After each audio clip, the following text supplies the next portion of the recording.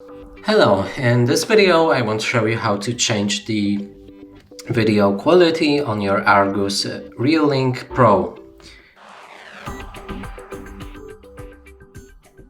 And to do this, you'll need to connect this camera to the app. We've shown you previously on how to do it, so be sure to check that out.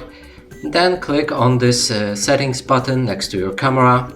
Go for the display, quality, and here you can change the quality from clear to fluent.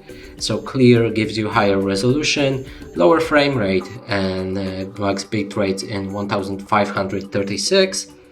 And fluent will give you lower resolution, 5 frame rates, and max bit rate of 160. And if you click on any of this, you can change the default settings to increase the frame rate or max bit rate on this device. Make sure to click the save if you change any of this. And that's it for this video. Hope you like it. Please consider subscribing to our channel, leave a like and a comment below.